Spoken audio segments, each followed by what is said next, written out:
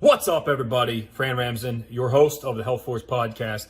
Welcome in, whether you, again, are listening on audio on any of the podcast streaming platforms, or you're watching the video primarily either on LinkedIn, YouTube, or Facebook. Welcome in, welcome in.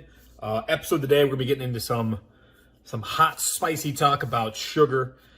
Sugar is making the rounds right now as a nutrient that is at cause for most of the obesity that's going on. So this ties in very nicely with the last episode that we just did. If you didn't get to listen to that or watch that, go ahead. It's on obesity and the updated statistics.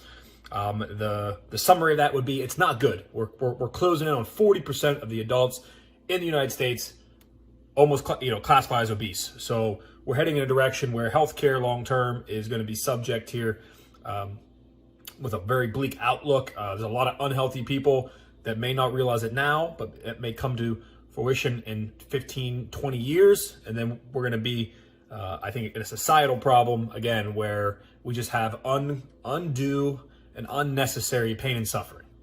Because obesity is something that's completely controllable, in my opinion. It's not easy to control it, obviously. It's not something that requires little effort. It's a big part of life. It's a big effort to get it under control. But again, it's something that's almost entirely in each of our individual control.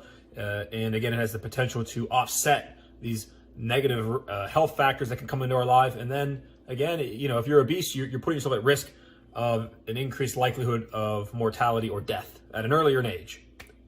So what we're going to do today is we're going to get into some sugar talk. I came across a video on Instagram from an individual. I think he's, just an individual. That's the beauty about social media, is that something can spread so quickly.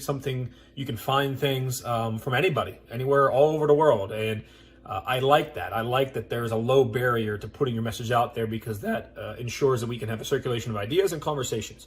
When there's only a couple big shots or a couple big wigs that are able to put out content, and everybody goes and watches that because maybe, before social media, you had to be on the news, or you have a TV show or radio show, and there was very limited interaction. Well, now with things like YouTube and Instagram and Facebook, anybody can put something out there and it can resonate and you can discuss it. I'm a big fan of that.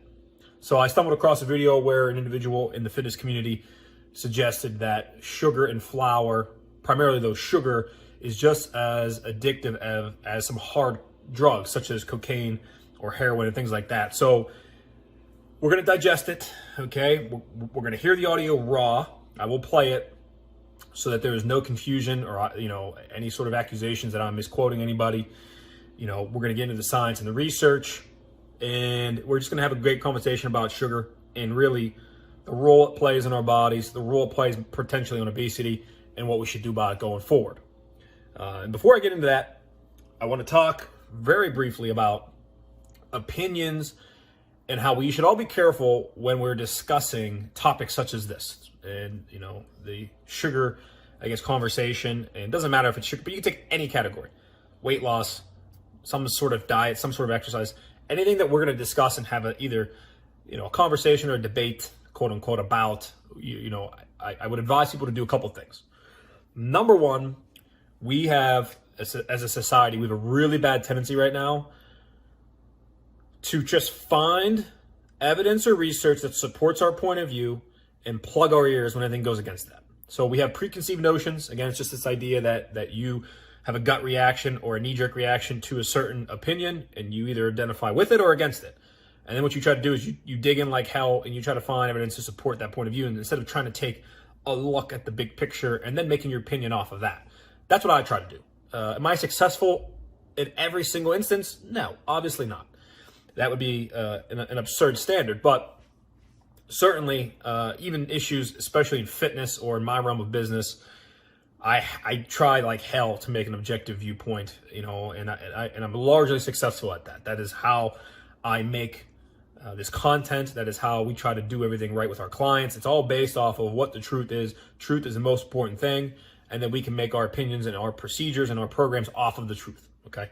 So what I'm trying to get at is, instead of, on top of that, which is the digging in on one side of the issue, we also have people that just put their opinions out there as if anybody should give a crap. If you watch the news, for instance, the news is one of the biggest laughing jokes I have ever seen in my entire life. They go on there and they report something, and then they bring on two people with opposite viewpoints, and they just bicker, and that's the end of that. And then you're supposed to sit there and watch this and then care about what these two individuals are saying. And the large majority of the time is they're just spouting their opinions. In a best case scenario, in a worst case, they're doing propaganda and they're shilling for one side. But a lot of the times it's just someone's opinion. I don't know why people care so much about that. So that's my big point to you is you are your own person. You have a brain. Okay. I understand we might not be the smartest at times over things like traffic. We hate people in traffic. We think sometimes our family members are stupid and are doing things, but large in part, we have brains. We are able to think for ourselves. So I implore you to do that, not only through today's episode, but in life. It's a really good habit not to just watch somebody spout an opinion with no backing of evidence or, even half the time, really good experience. They're just saying it because they think it. And then people watch that and, oh, that sounds good. And then they start saying, and that's how you get the circulation of just misinformation. So again, I will cite research today. And I will go into that probably when we get to that in the podcast about why that's important and how I do it and what that means. And I'm just not citing articles and random things. But that's the biggest part. We need to separate opinion from what like research and as best we can, facts. Those are separate. And again, what I'm saying is people are making their opinions before they get the facts and information. And then, you know what? There's a certain part of me that is empathetic towards that. I think it's easy to do, especially because we have information thrown on us 24/7 and we don't have time to vet all the sources and all the information. And so, you watch a YouTube video like we're going to hear, or an Instagram video like we're going to hear in a couple minutes. And it's really easy to just be like, that sounds great. That's perfect. That's good. I agree with it. And then next thing you know is you're saying that to all your friends. But we got to hone in. We got to do better. So we're going to get to it here. Sugar. The individual the Instagram handle is at Beyond the Tats. Beyond the Tats. Spelled normal. His name is Chris Holt. He is a fitness, he's an individual in the fitness industry. The background that we have available from the internet is a manager of a CrossFit and does some online nutritional coaching consultation style stuff in Salt Lake City, Utah. Other than that, on the website, they have, he lists out, he's got a bunch of certifications. He also says he's a New York-based coach, so I'm not sure what that means. But he has expertise in different things like functional fitness, kickboxing, joint durability. And then lists about probably like 10 certifications, everything from just the personal training certification to joint durability specialist, animal flow, whatever that is, program design, corrective exercise, et cetera, et cetera, et cetera. So this isn't some guy off the street. This is somebody that's got a background in fitness that it looks like he's pursuing himself in terms of education, which is all valuable. And then I think after listening to him, he sounds like a great guy. And, and that's something we have to keep in mind too, is not everybody that puts out opinions, especially if we disagree with it, doesn't mean they're a bad person. Doesn't mean that. So even me, trying to address this video, I'm trying to look at it for the greater good. I'm trying to address it so that other people can handle this conversation and try to be more objective about it than I think we're currently being. That's the goal. And nothing to do with Chris Holt. I don't care if Chris Holt made this video, if the president of Egypt made the video. I don't care who makes the video.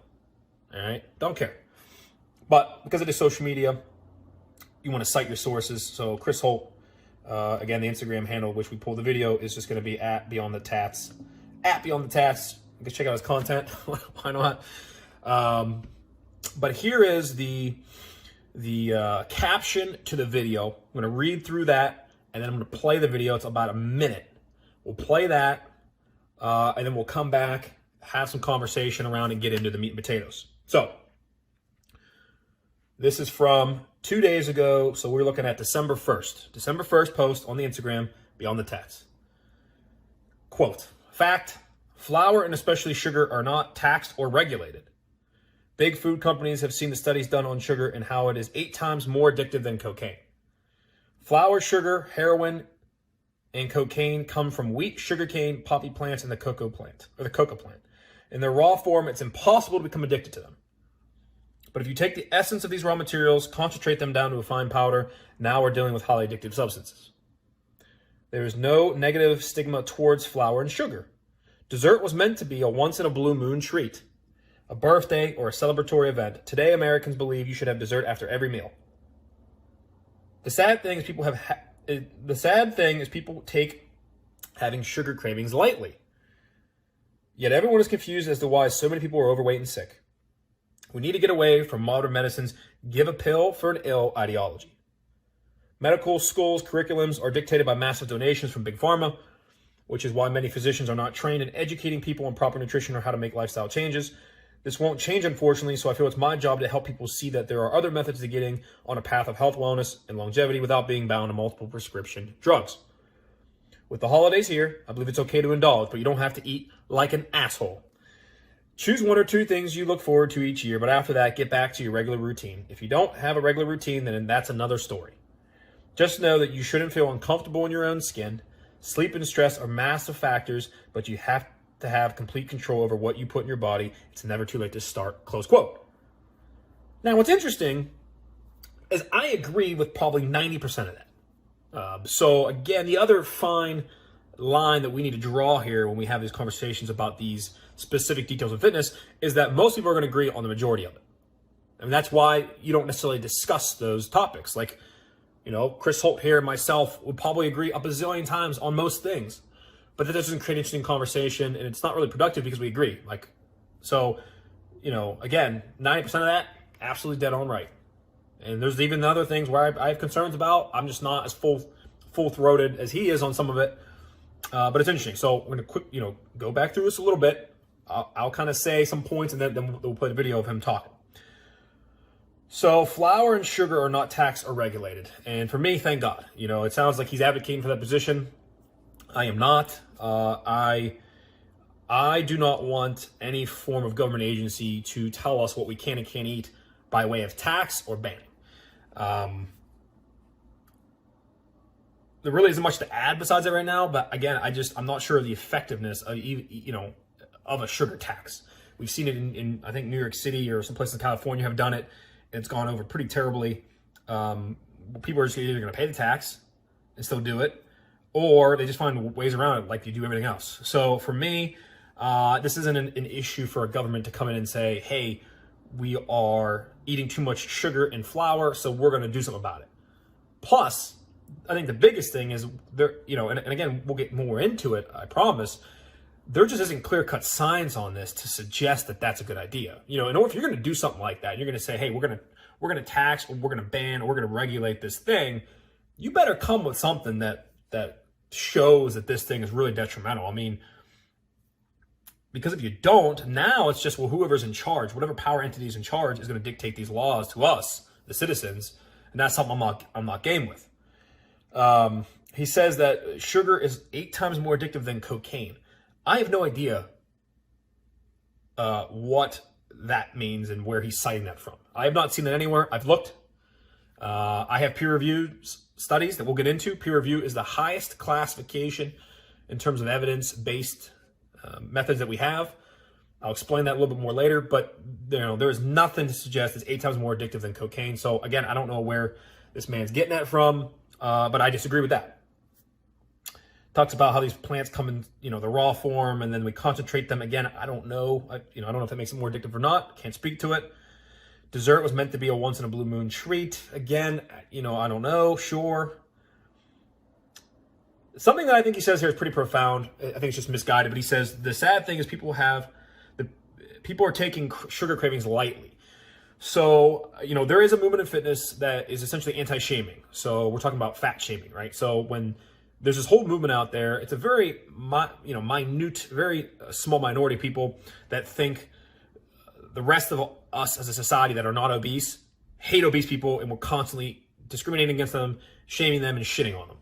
I thoroughly disagree that that's in existence, but there is something that I've been saying for some time now, and is I don't like the removal of shame from our society. I don't like it as a concept. So for instance, and again, fat shaming is a bad example because I don't think it exists. And again, it's nothing to do with one individual's mean-spirited or, violent or, discriminatory actions towards one group of people. That ain't what I'm talking about. What I'm talking about is the shame that you feel internally for self. So for instance, if you're doing a certain type of behavior that would be quote unquote not productive for society or something that wouldn't be accepted by society. Usually the way that's happened is because it's a bad or poor behavior. The example I would use is cheating on your spouse. Cheating on your spouse, I'd like to think most of us can agree, is entirely irresponsible behavior and has no place in our modern society. I think we'd agree with that. Okay? There are ways, if you're unhappy, to get out of your relationship without sneaking around, going behind people's backs and cheating. I think cheating is one of the biggest forms of not injustice, but dishonor that you can bring on yourself. So I think there deserves to be a certain shame around that, meaning if Joe Smith cheats on his wife, we shouldn't be coming to his defense and saying, quit shaming Joe. Quit shaming Joe. No, shit on Joe. He deserves to be shamed. That's what I'm saying. So I do think there is a useful utility to shame overall. And I think that's what he's getting at, because he's saying that if you're have a craving to sugar, we're not really taking it serious, where he's saying there should be a pressure around that you shouldn't just take that lightly. And again, he goes on to say that as well, that, we should have a shame around sugar and flour, essentially. All right, so we'll just play the video, and I'll edit my face out like we do. Play the video for about a minute, come back, and we'll get into it.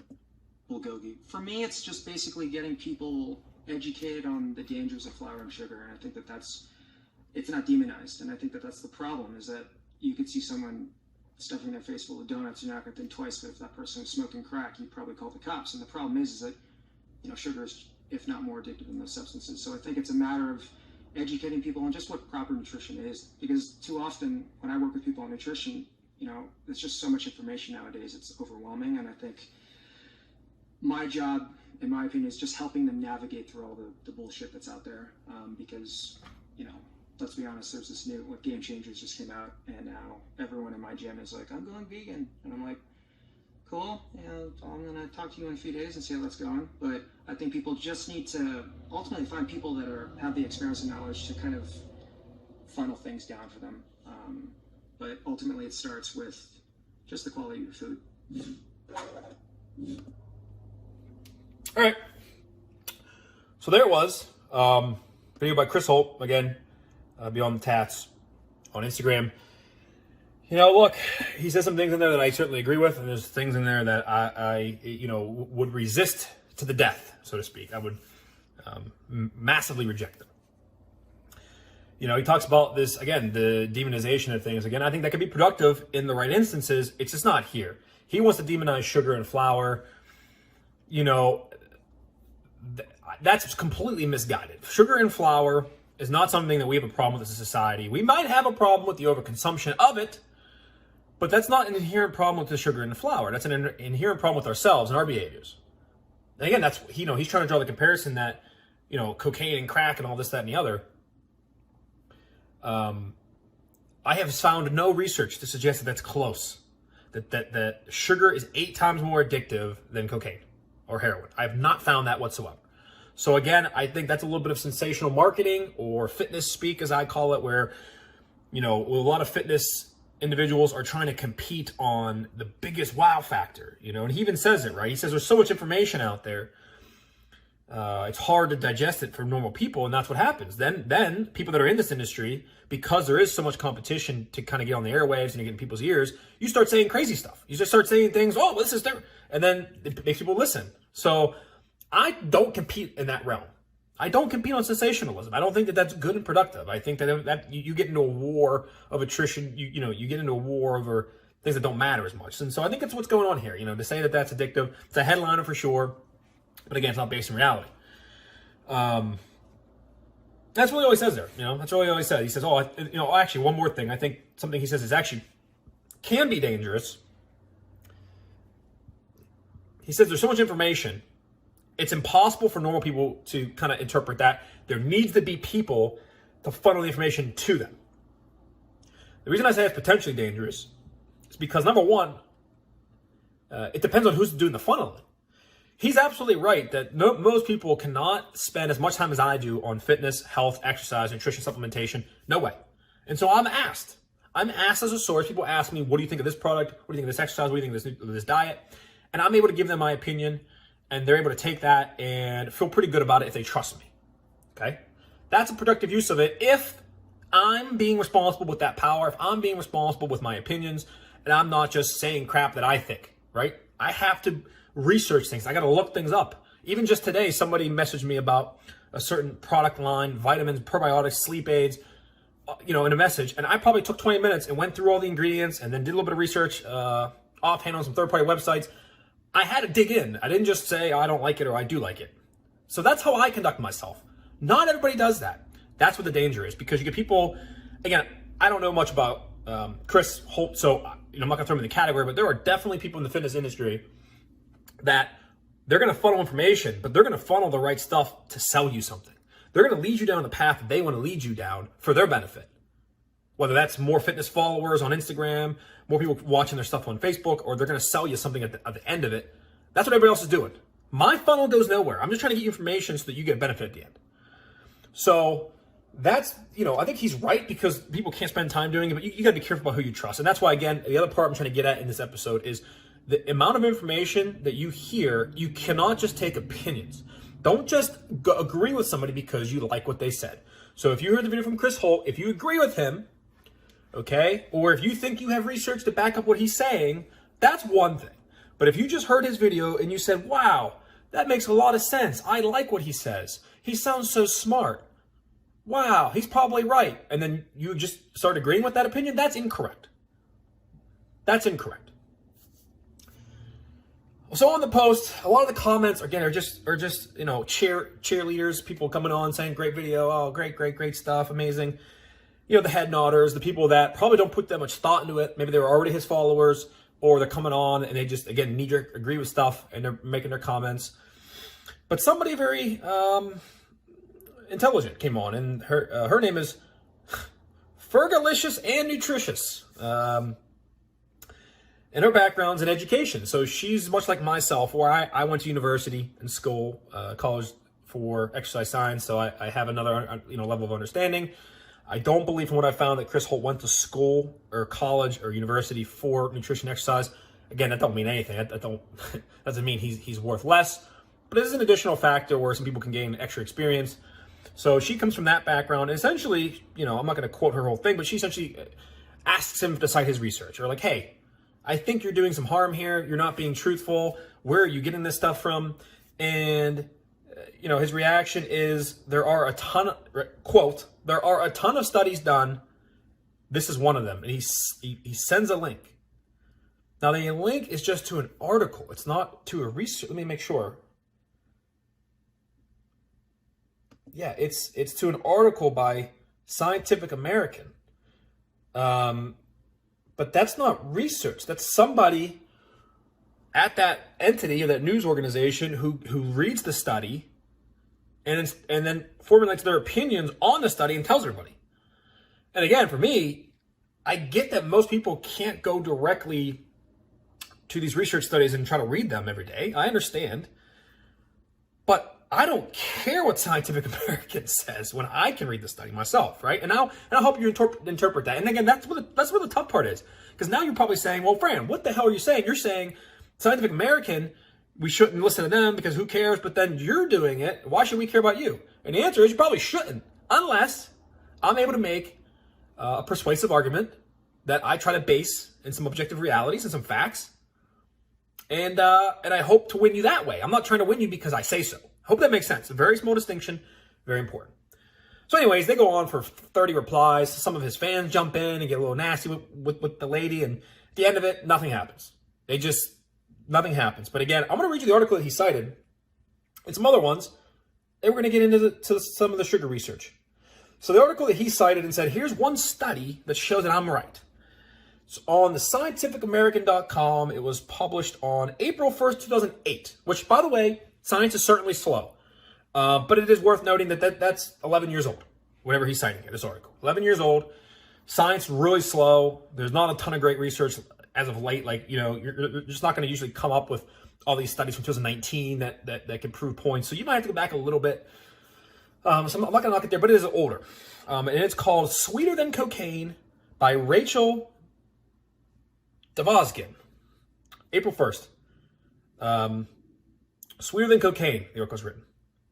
Quote, if the alarming statistics surrounding the so-called obesity epidemic have not convinced you of the dangers of a sugar-packed diet, a new study might have you thinking twice. Rats given a choice between highly sweetened water and intravenous cocaine overwhelmingly favored the tasty beverage.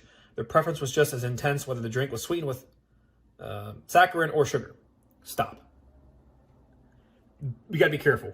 Rodent studies, while yes, play a role in research and help us get to the point where we can test things in humans, is not some overwhelming piece of information that should convince us all. Just so you know. Animal studies are on the low end of research. You have like this think about research like a pyramid. Okay, like a pyramid.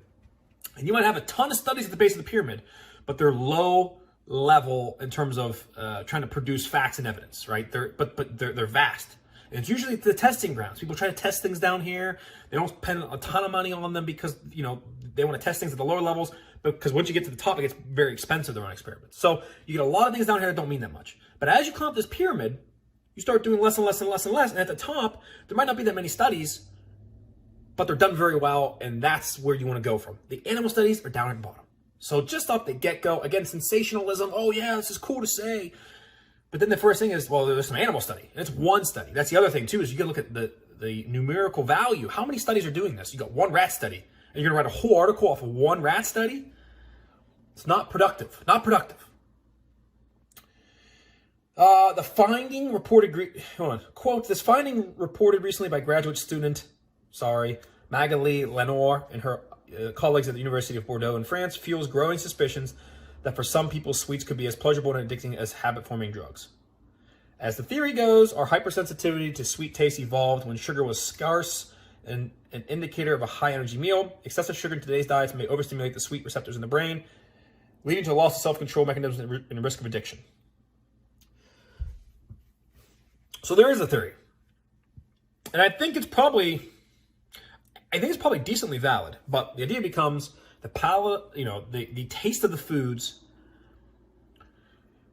can lead us to crave or to want to consume certain foods.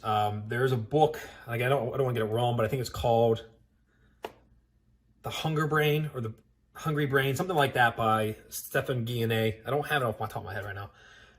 But it's a book, essentially, he links and talks about how the gut sends signals to the brain based on how many calories you consume. And when you consume high-calorie meals, your body sends the signal back to the brain, hey, that's a great food to have because that gave us a lot of calories. And then it just so happens that the foods that have a lot of calories are ones that taste great.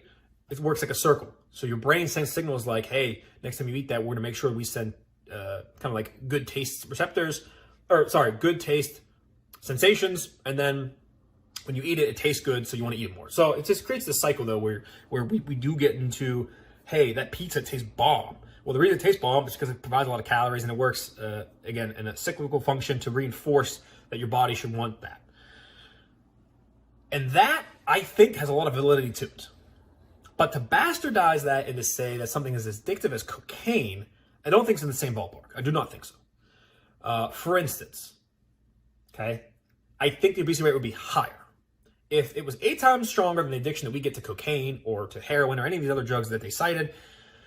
I don't know if any of us would be able to resist. You see what I'm saying? Like, at least not 60% of us be able to resist that. So that's something to me that I'm not sure about. That's, again, they're taking bits of truth, but then they blow it up to these massive proportions, which I think is disingenuous and not productive to the overall conversation. So yes, you can certainly want and prefer high-calorie foods, but at the end of the day, you know my spiel. I'm a big mental fitness guy. I'm a big physical fitness guy. You, as an individual, have the power to control yourself. The end. The absolute end. Okay? You have responsibility. Take it. Why would you outsource it to something like sugar? If you do that, if you follow what they're saying, well, I can't control myself when I eat sugar, you're giving sugar all the power in the relationship. Now, take it for yourself. If you don't want to eat pizza 6 days a week, you don't have to. You don't. Don't say you're addicted to pizza. Just don't do it. And there's ways to cope. It's not as easy as just don't do it. I understand. But for the sake of the podcast and for time's sakes, I'm not going to get into all that. It's the whole separate conversation. But just be aware that you don't have to do anything. There's nothing that forces you to do something. Okay? And I understand addiction can be hard, but we're not on this level of addiction. It's not, for me, I want to reserve addiction and that word and that language and the nomenclature to things that actually are extremely addictive. Like the opioid epidemic we have, like that kind of gets that title of addiction. To say that somebody that's overweight eats too much sugar and therefore they're addicted, again, I don't know about that claim. I don't know if that's on the same level. Okay, and that's pretty much it. That's all the article is. It's literally like 2 paragraphs, and it just says like, look, so we gave rats sugar, or we gave them cocaine. They wanted the sugar. And there's another article that I think was cited in the Post somewhere, and it's from theguardian.com. It's called "Is Sugar Really as Addictive as Cocaine? Scientists wrote over the effect on the body and the brain." This is written by, I don't know, they don't make it easy. Sorry, but it's from, is that really what it is? Nicola Davis, August 25th, 2017. So only about 2 years old here. An article suggesting that sugar should be considered an addictive substance and could even be on par with abusive drugs such as cocaine has sparked a furious backlash, with experts describing the claims as absurd.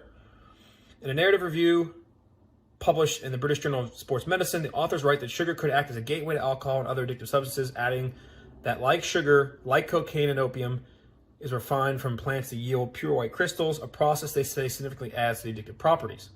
The article was co-authored by cardiovascular research scientist James D. Nicola Antonio and cardiologist James O'Keefe, both from St. Luke's Mid-American Heart Institute in Kansas, together with William Wilson, a physicist with nonprofit U.S.-based group Leahy Health. Okay, I'm going to skip ahead a little bit. I'm trying to find. So it goes on, and again, it kind of just reiterates what I already laid out. Okay, and again, you can read the article for yourself if you want more context. But we'll skip down. It says, quote, "But not everyone disagreed with the authors." Oh, wait, where's the ones that said they agree? Oh, here we go. Tom Sanders, emeritus professor of nutrition and dietetics at King's College London, said it was absurd to suggest that sugars is as addictive as hard drugs. While it is true that a liking for sweet things can be habit-forming, it is not addictive like an opiate or cocaine. Individuals do not get withdrawal symptoms when they cut sugar intake. So that's kind of, again, that's where I'm coming from, is, you know, addiction gets, you have to meet a certain threshold, like a certain level of things and characteristics, and to have a preference for something, it's completely different to me. And so I agree there with that last professor. I reserve addiction for things that are truly horrible. You know, like if you're on hard drugs and you try stopping, you get violently ill. That's a problem. That's withdrawal. Like that's a whole set of issues around addiction. When you stop eating sugar, even if you consume a lot of it, you're not going to get violently ill like you would off of drugs. You might have what they call, you might get some headaches. You might feel a little lethargic for a little bit, but trust me, they're not even the same ballpark of levels. So, there's the argument. Put out before you. Sugar is just as addictive as cocaine. It's actually 8 times more. That was the quote. 8 times more is addictive. And that was the research that they cited. Again, you can read those articles in full. I just don't have the time to go through, you know, that last one there. But again, I got to the main parts of it. It's primarily animal studies that show that animals prefer the sugar drinks over the cocaine drink, or the solutions. So again, how much does it really say about humans? There might be, and here's the thing too, I have to preface this. When I stand in opposition to something like that, it's not because I'm going to oppose it for the infinity amount of time. Like I'm not indefinite. But from what I currently have available to me that I can read and digest and think about, I don't think it's even close to say that. It's like, you know what I mean? Like it's not close. There's a lot of things that are close, and you kind of got to pick one or the other, and 60-40 one way. This ain't even close. Now, if some more stuff comes out, you know, if animal studies advance and then we start moving up the pyramid of research, maybe we get to the point where I become convinced. But that's okay. We got to get away from this societal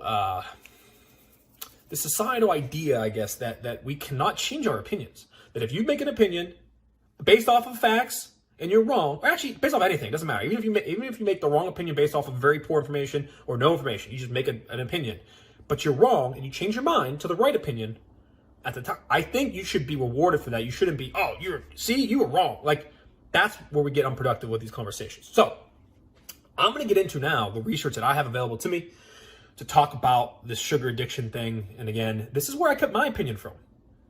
This is public information that you can, if you really want to, you can find. But the idea is, again, I want to be that productive funnel for you. I don't want to be someone that leads you down the wrong path and tries to sell you on this emotional stuff and get you hating sugar for no reason. I'm just trying to get you the truth.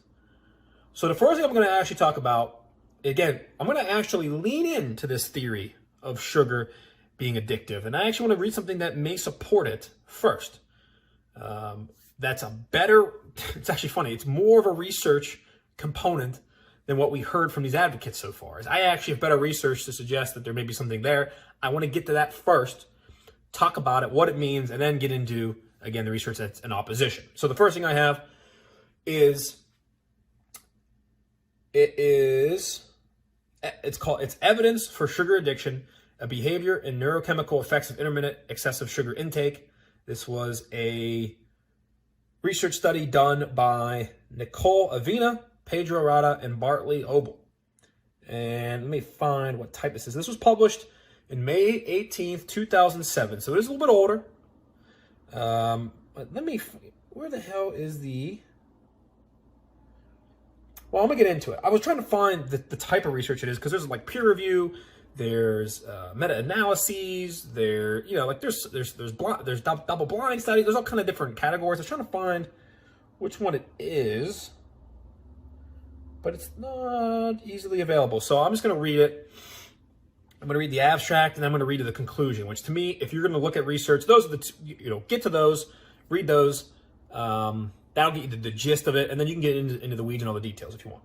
So the abstract is, quote, the experimental question is whether or not sugar can be a substance of abuse and led to a natural form of addiction.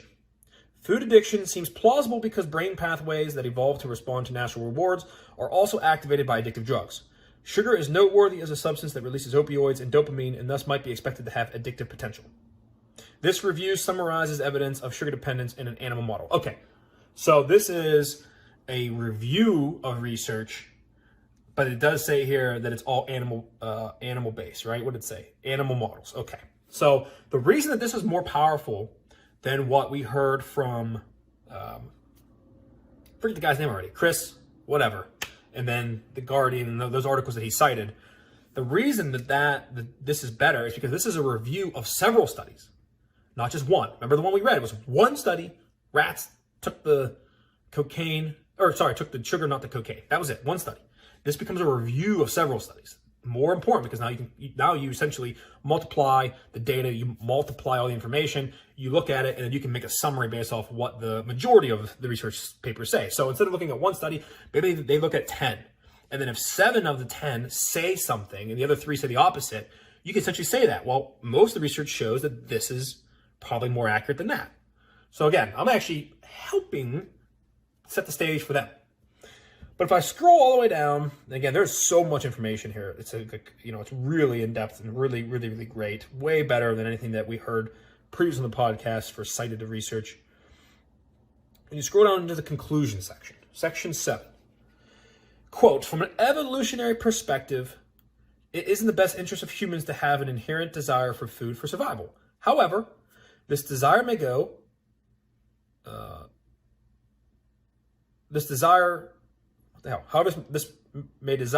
may go awry, and certain people, including some obese and bulimic patients in particular, may develop an unhealthy dependence on palatable foods that interferes with their well-being. The concept of food addiction materialized in the diet industry on the basis of subjective reports, clinical accounts, and case studies described in self-help books.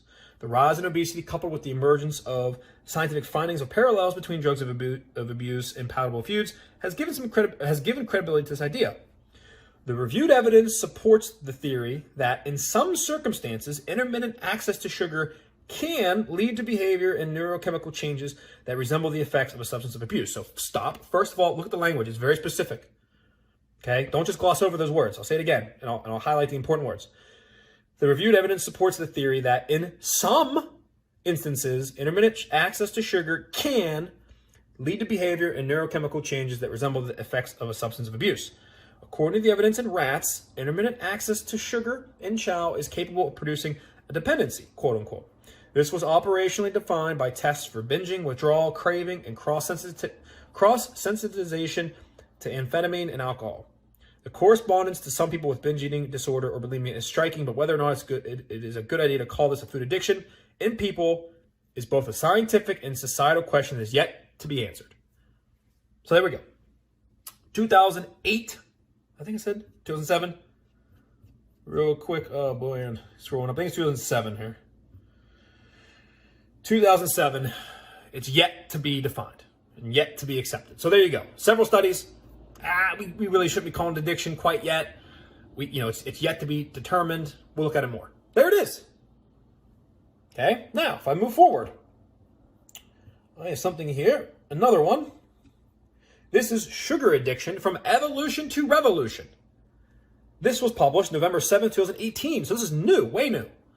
By David Wiss, Nicole Vina, which was on the last one we just read, and Pedro Rada, again, on the last one we just read. So this looks like a follow-up study to what they did about 11 years ago. Let's read the abstract on this one. Quote, the obesity epidemic has been widely publicized in the media worldwide. Investigators at all levels have been looking for factors that have contributed to the development of this epidemic. Two major theories have been proposed. Number one, a sedentary lifestyle, or two, a variety and ease of inexpensive, palatable foods. In the present review, so again, they review.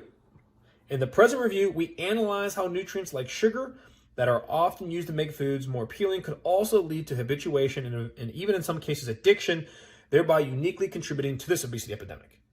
We review the evolutionary aspects of feeding and how they have shaped the human brain to function in survival mode, signaling to the brain to eat as much as you can while you can.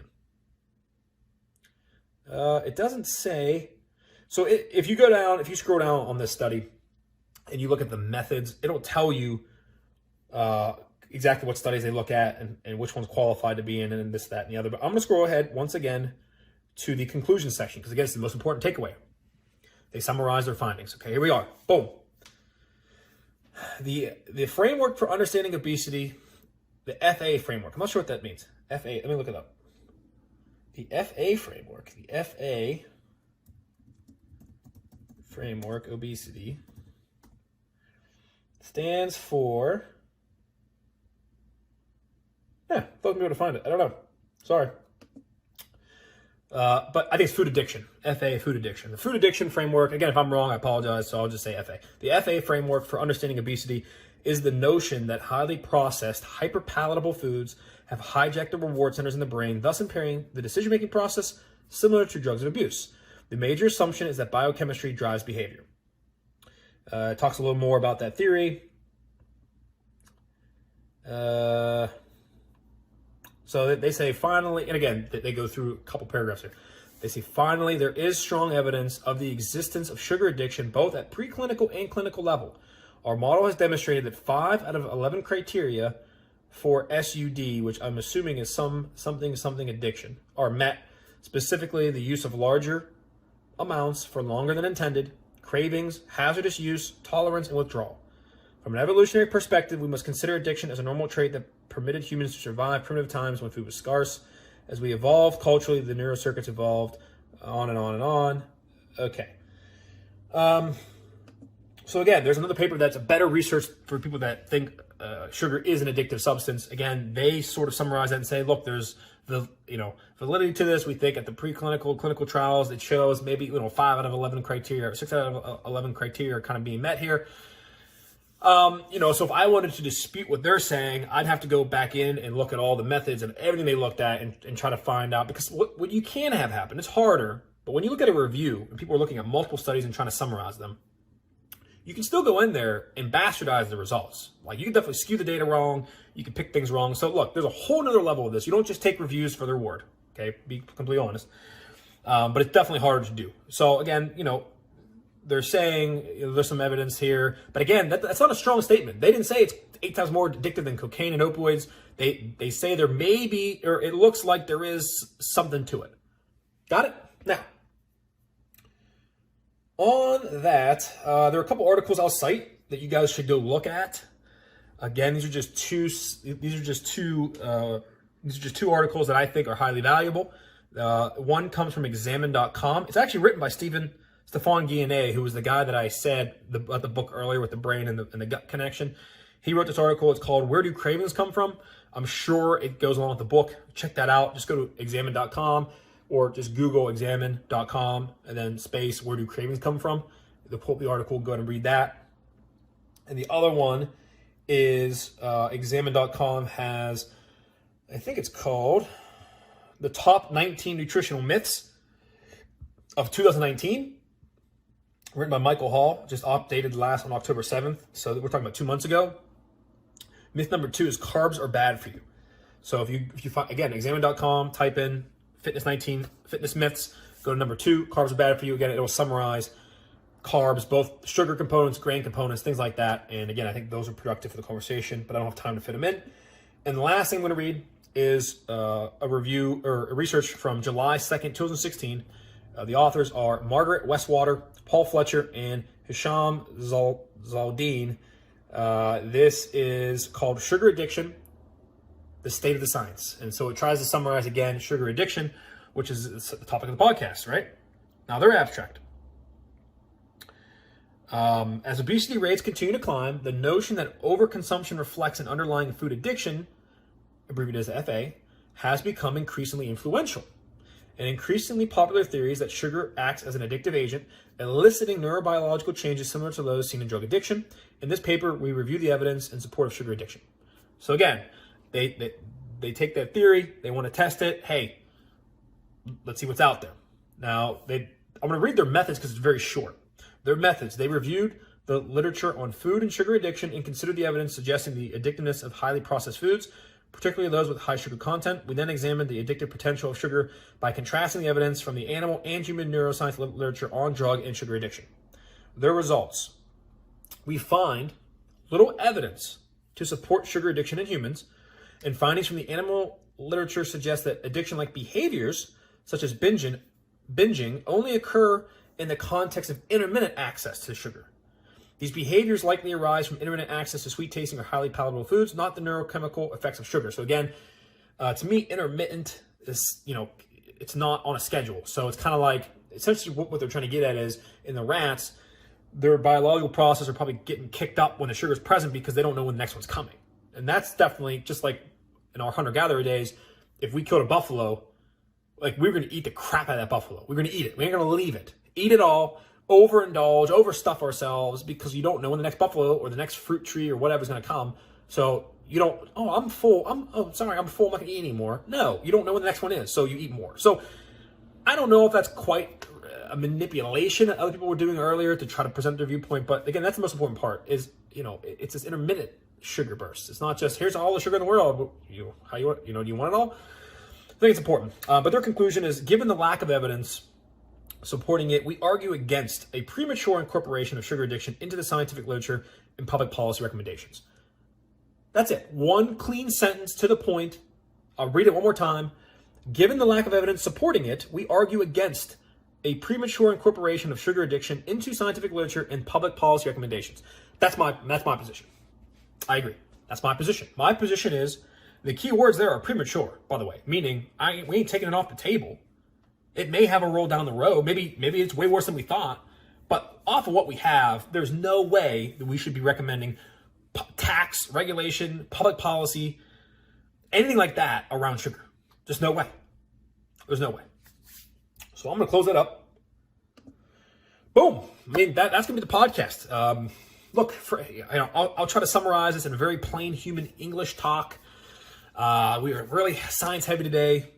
And here's the big takeaway for me, okay? Sugar is, I will agree that it can do more harm than good, okay? It's essentially empty calories. It provides fuel and energy for the body, but so do other things. And sugar doesn't provide a lot of other stuff. That's all it is, pretty much, is the caloric content that our body can use for energy. And I do think our society and most individuals have a problem with over-consuming sugar. However, they also overconsume pizza and fried foods and fats and pretty much everything but protein and vegetables. Is pretty much, I feel like we have an overconsumption of. So to box sugar as the one thing when we do the same thing with donuts and pizza and iced coffees and things like that, I have an issue with. I don't know how you can narrow it down to sugar and flour like Chris did in the opening with the Instagram stuff. I just don't know how you do that. How do you not address pizza? I have no idea how you say sugar but not pizza. And those are pretty different food items. I think fried foods, and fast foods and things like that, I think play just, if maybe that's even a worse role than sugar does. But certainly we do overconsume sugar as a society. So now what to do about it, right? Or like why, I'll give you the why and then what to do about it. Again, I think it just comes down to that we have so many options of food. We're not really mindful of what we're selecting for food. We usually either go for convenience or we go for something that tastes good. And so, I don't think anybody on planet Earth would say that a Snickers bar is less tasty than broccoli. I don't think anybody. You can like broccoli, you can think it's tasty, but for most people, there's no comparison. Everybody thinks a Snickers bar tastes good. There's a reason why we have, like I said, desserts and things like that for celebratory purposes. We don't do asparagus cakes. That's why. Not to celebrate about asparagus. So, that's essentially, I think it's as deep as the why needs to be. I just think people select foods that are easy and the things that taste good, and they don't think about the fitness. And that's what kind of reverts back to me about mental fitness for physical fitness, is people just don't put the attention into it. They don't put the detail. They don't care enough. The end. And you can tell me you're white in the face that, oh my God, my fitness and my health is so important to me and blah, blah, blah. But your behaviors aren't doing it. Most people do not think about their food intake. They don't think about it. They don't plan for it. They don't hire somebody to help them with it. That's the thing. If you don't want to do it yourself, if you don't want to have a conscious plan for your food or your exercise, you can hire people. I can hire Chris. You can hire me. You can hire our company. You can hire people on the internet even to get you a plan that you can follow. We have technology. So you don't have to spend your time doing it, but you can pay somebody. But you're doing neither. Most people are doing neither. They're not putting effort in. They ain't paying somebody. And they give both excuses. Well, I don't have time to do it myself, and I think it's too expensive to pay somebody. So where do they end up? They end up doing the same thing over and over and over, eating pizza, drinking beer, drinking shots at the bar, going on vacations, and spending their money elsewhere, going to sporting events, things like that. And then guess what falls behind? Their weight, their fitness, their health. That's as complex as it needs to be. It's just we have a lack of attention and a lack of prioritization. Now, what to do about it? So you hear the podcast. I'm convincing you. I'm talking to you about this. You want to make a change. You think about making a change. What do you do? The first thing you do is you download the free app, MyFitnessPal. I don't own it. I don't have anything to do with it. I make no money off it. Nothing to do with me. It's actually owned by Under Armour. Download it for free. It's a calorie calculator, nutrition tracking tool. And all you'll do is every time you eat a piece of food or something, you just put it in there. And if it has a barcode, you scan it and it goes right in and it knows all the data. If it doesn't have a barcode, an apple or a banana, you type in banana. It'll give you a list. You click one medium banana and it goes in and it has all the data. It has all the carbs, fats, calories, everything. You don't need to do anything. So it's never been easier. And even if you're somebody that home cooks or something like that, you can still add things in separately. So if you make lasagna, let's say, or something, or not lasagna, pasta and meatballs, whatever, you can literally scan those 3 or 4 ingredients. You can scan the box of pasta, you can scan the sauce, or if you make it yourself, just type in pasta sauce, scan the beef, and away you go, and you have it in there anyway. So it's not that hard, not that complicated. People make it seem like it's impossible Rubik's Cube of nutrition. It's not. It's easy. You download that app, you put it, you get it set up, you just start using it. Don't care about any of the numbers, just start using it. Then what you do is you try to set your calorie goal. If you're going for weight loss, take your current body weight times it by the number 11. That's how many calories about you should be eating per day to lose some weight. It's just average. Again, some people might be higher, some people might be lower. It's all trial and error. Again, I understand that's where the time sink comes in. That's where paying the professional comes in, because one way or another, it's not just set it and forget it. You do have to put in effort to fitness if you want it to be good. You can't just half-ass it. You can't. So, but that's a good general guide for most people. If you do that, and your carbohydrate, if you set your protein goal to be 1 gram per pound of body weight, and your carbs and fat just fit in there, that's usually enough. But most people don't do that even. That's what I'm saying. So it is a little more complex than that, but that's good enough, I think, for most people. Now, specifically about sugar. If you're somebody that drinks regular soda, I would advise you to drink diet soda. I think soda becomes one of the biggest contributors to sugar intake. So if you drink Mountain Dew, there's like 70 to 80 to 90 grams of sugar in one Mountain Dew bottle. Probably like 300 calories, something like that. And again, it's just energy, but there's nothing to it. There's no nutrients. Whereas if you eat 300 calories of a salad with grilled chicken and fruit on it, you're going to get all kind of vitamins, minerals, and fiber and feel fuller longer than that Mountain Dew does anyways, right? It doesn't make you full.